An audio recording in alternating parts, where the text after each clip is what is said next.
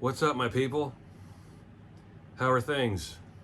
It's been a while since I've been here, right? Like, I don't know, a good month, I guess. I don't know. Maybe over a month, something like that. It's June 22nd. I am done with school. As I mentioned before in a previous video, I am a teacher and now school's over and summer has begun, and I have some videos definitely in line to make. You guys have made a lot of requests. You guys reach out to me on my website all the time, by the way. I should probably start linking my website. As I've mentioned before, I'm terrible about self-promotion. I'm just really not interested in it, and I don't do it very well. But I'm going to start doing that.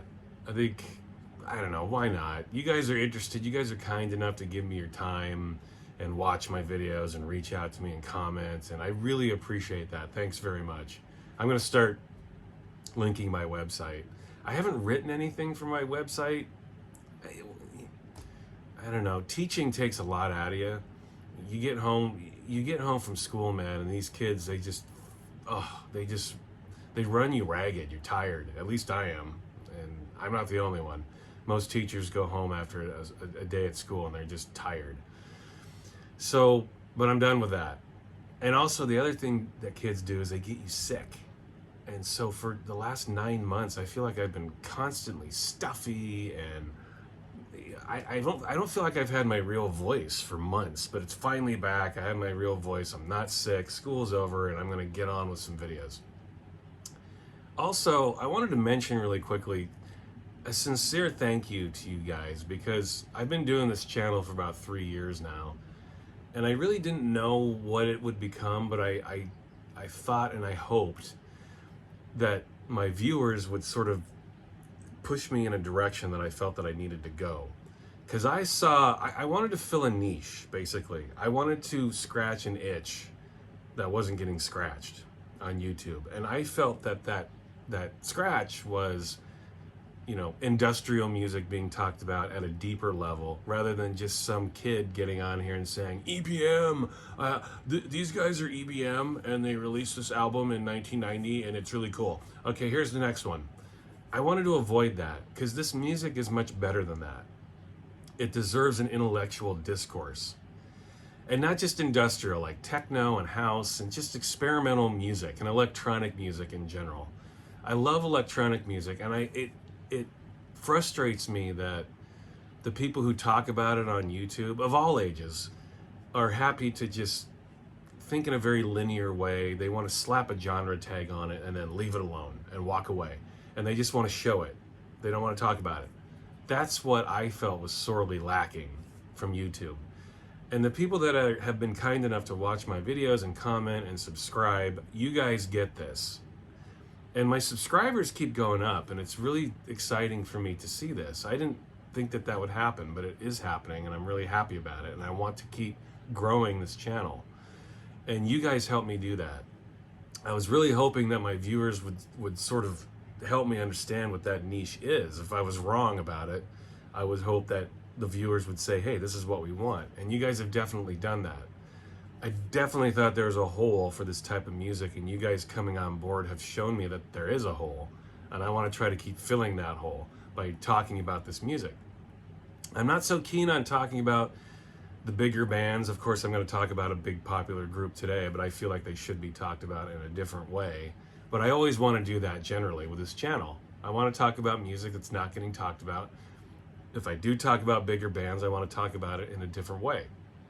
Also, I think my commentary can be unique because I like talking about music that I was there for when it was released. I think that's an interesting perspective, and it's interesting to juxtapose how that music sounded then as it sounds now, today, in 2023. A lot of this music I try to talk about because I was there buying it when it came out 30 years ago or whatever. It's interesting to me to hear someone's opinion on music they heard then and now hear it now. How society can change your views on things, how your life experience can change things. I certainly hear music and watch movies now that I viewed or heard much differently then than I do now. There are albums that I listened to back then that I didn't really like, that I listen to now, and I'm like, wow, how did I miss this? There's lots of stuff like that. So I think that's interesting. Your life experience definitely can change the way you hear or see things drastically. And that's what I love about art the most, I think, is how it can affect you in different time periods of your lives after you have a life experience. Because just having one life experience can drastically change the way you look at the entire world.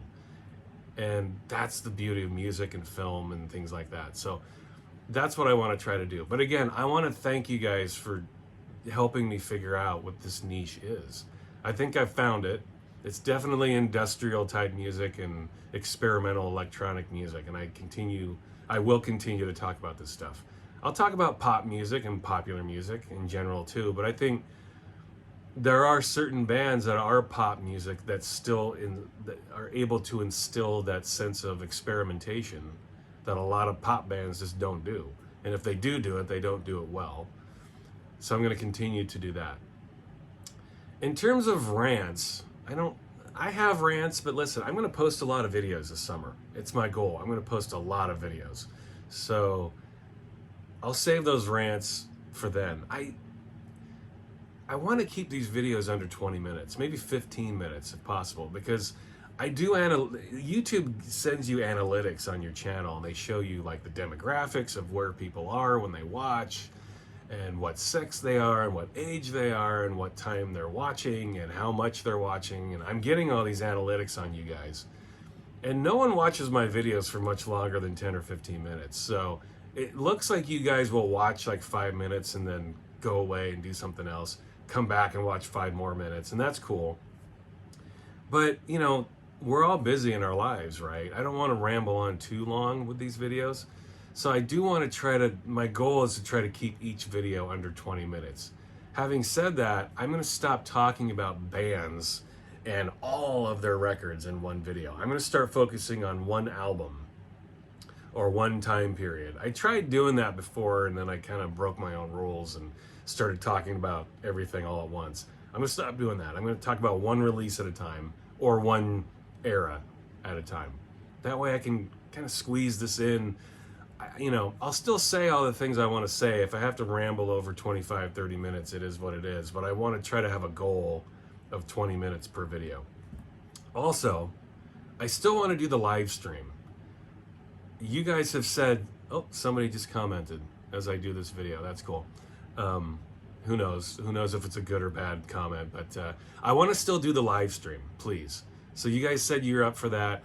Again, I'm on the west coast of the United States. So I was thinking of doing it next Saturday. Right now it's June 22nd, Thursday. So next Saturday would be what?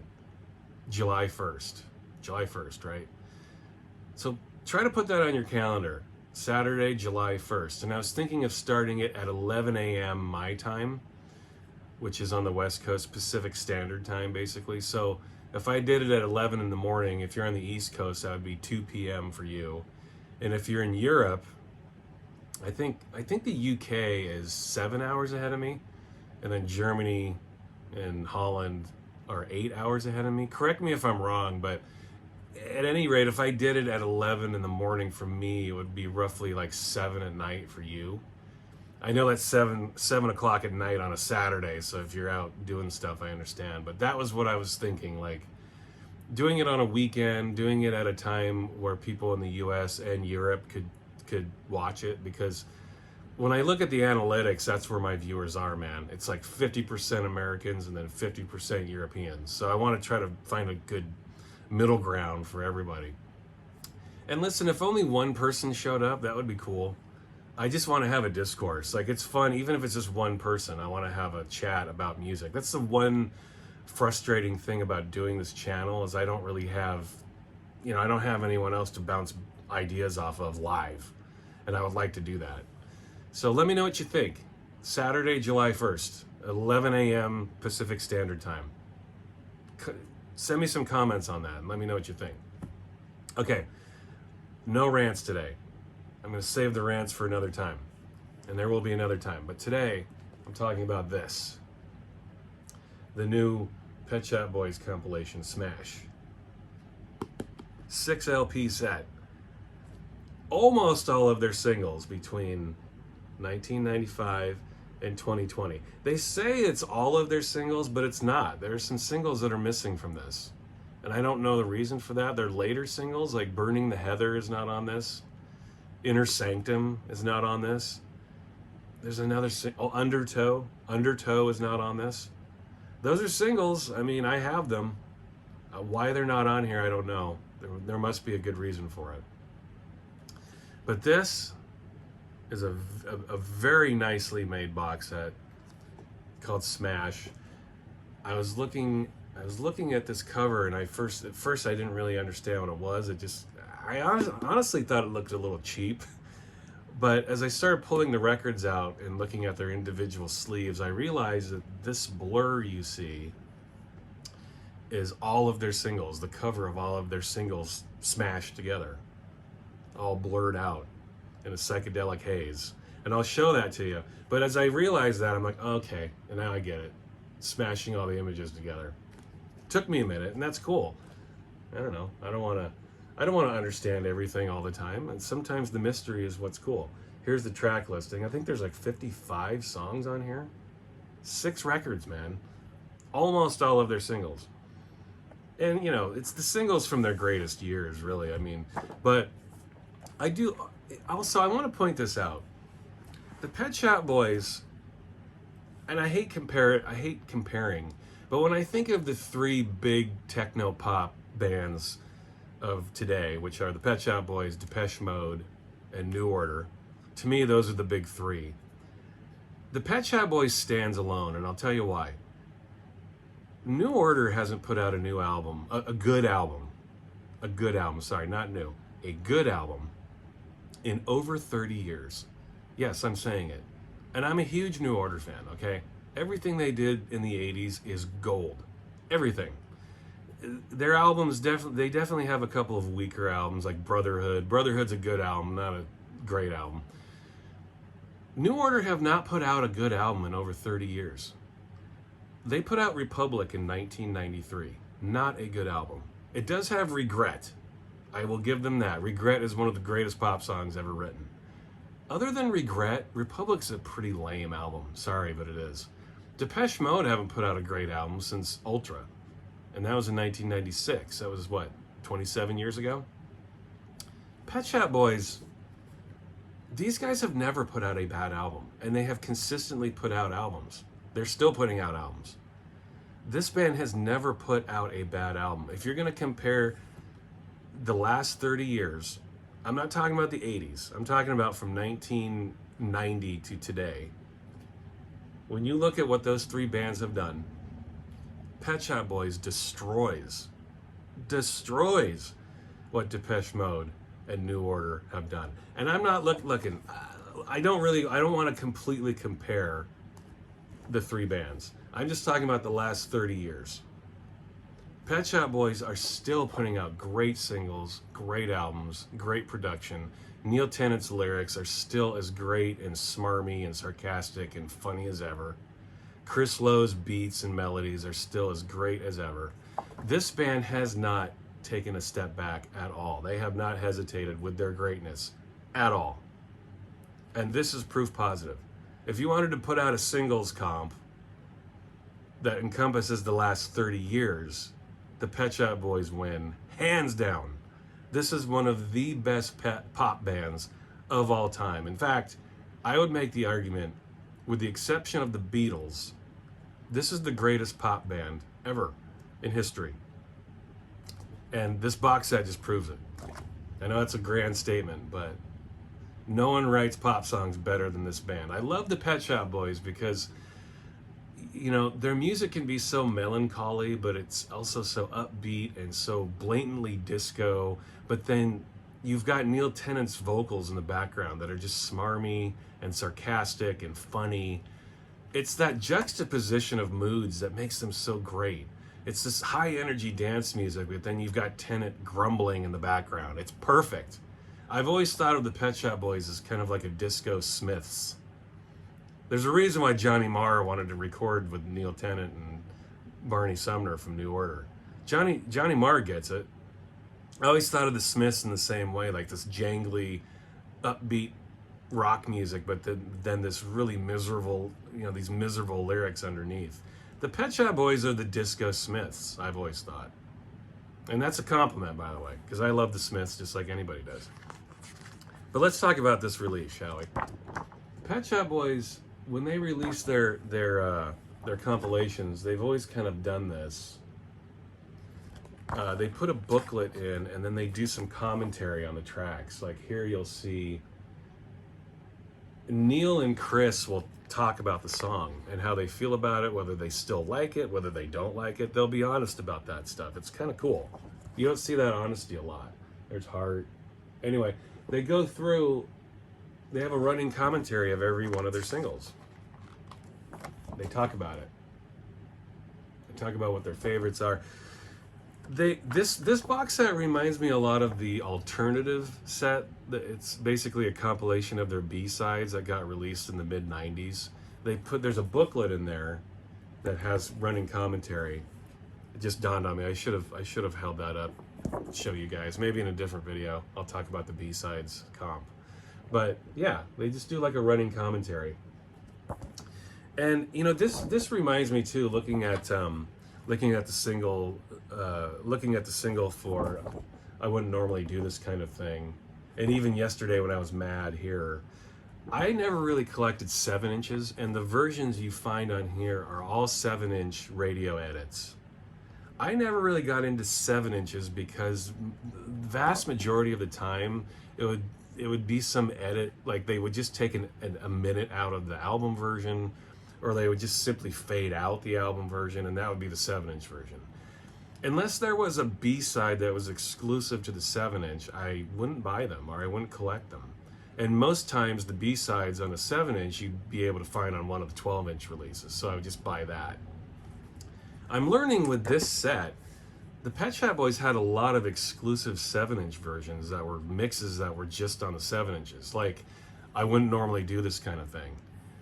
It's a great version. It's the best version I've ever heard, and I've never heard it before. It's been out for 30 years, and it's new to me. I guess that was the video version and the 7-inch version.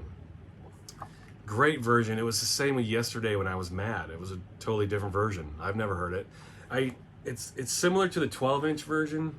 Jam and Spoon did that mix, and I do have that 12-inch version, but they edited it down for the 7-inch version, which was better, I thought. So anyway, if you're a Pet Shop Boys fan and you never got into the 7-inch singles, you need to have, I think you need to have this anyway, if you're a Pet Shop Boys freak like I am. But you get the radio edits here. Another version that I don't have was Was It Worth It? I have the 12-inch of that, but it didn't have the 7-inch version on it. So I was very happy to have that. I don't have the 7-inch version. Same with DJ Culture. I have like 4 versions of DJ Culture, but none of them had the 7-inch version on it. So I was happy to get that. They're all on here, and with running commentary. As for the physical release itself, it's pretty cool. Again, the box is really sturdy. It's not cheaply made. Each record has its own inner sleeve, which I thought was very cool. Here's LP 1, and then you crack open the inner sleeve, and you start to see this is where the smash comes. This is obviously the cover to Actually, but it's blurred, and then it has a picture of each cover of each single from that era. You've got, let me see if I can remember, that's West End Girls, that's Suburbia. You have It's a Sin. What Have I Done to Deserve This? Is always on my mind. Rent, one of the greatest singles of all time. I mean, come on. Listen, if you're watching this and you watch my channel for mostly industrial videos, go listen to the Pet Shop Boys, man. These guys are brilliant. Rent is one of the most brilliant singles of all time, in my opinion. It's this melancholy kind of a ballad, but the lyrics are so funny. Neil Tennant is a great lyricist. I'm going to take a drink of water here real quick. Excuse me. Neil Tennant, it's warm here today. It's rare to be this warm in the Pacific Northwest in June. But anyway, Neil Tennant is a great lyricist, and he shows that off on tracks like Rent. It's such a funny song. It's so many things all at once. It's funny and melancholic and so many things. Here's disc 2, more smashing track listing. You know, you get Domino Dancing, Left to My Own Devices, It's Alright. Those are all from the Introspective album, and then it goes into the Behavior album, which is my personal favorite Pet Shop Boys album, and I'm going to do a video on that soon. Behavior, one of the great pop albums of all time. So Hard, Being Boring, come on, Being Boring, one of the greatest singles of all time, period, full stop. This is from the Very era. You can tell by those cone hats. But anyway, It's Alright, Where the Streets Have No Name, Was It Worth It, Jealousy, right? DJ Culture, So Hard, you know. As you can tell, I have all these singles and I've listened to them plenty over the years. That's disc 2. Disc 3. Each jacket's different. You can see the cover of this jacket's different color. Inner sleeves are all unique. More Very era here. In fact, I think, was that for the Go West video? What video is that from? Is that Go West? Their videos from this period were so good. Oh, that reminds me too, this release is out on CD, and it comes with 2 Blu-rays which have all of their videos on them. I almost bought it, but it's like $55, $60. I don't need the videos that badly. I'd rather just have this. I don't need videos. But anyway, here you go. Very era. You know, Can You Forgive Her? Man, what a great single that is. Another Neil Tennant at his lyrical best. Some of the coolest lyrics. You know, wouldn't normally do this kind of thing. Yesterday When I Was Mad, Single Bilingual. What do we got here? That's Say Vida A. Before, what a great single that is. I'll show this record too. I don't want to spend too much time pulling records out of sleeves, but each label has a custom label. They're all unique. They're all different to those singles. Like here you can see Say Vida A, and they take the songs that are on each side and they match the covers together to correspond with the music on them. So there's some really nice thought going into this packaging, and it's nice when you're paying for things like this. You like to see that kind of thought. It makes a difference, right? There's record 4.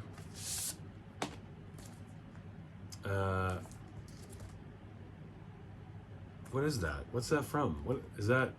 Is that Behavior? Is that Nightlife? What is that?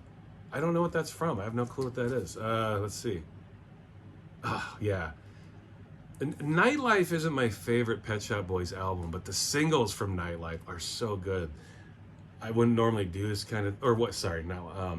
I Don't Know What You Want, but I Can't Give It Anymore, right? I don't know what you want, but I can't give it anymore.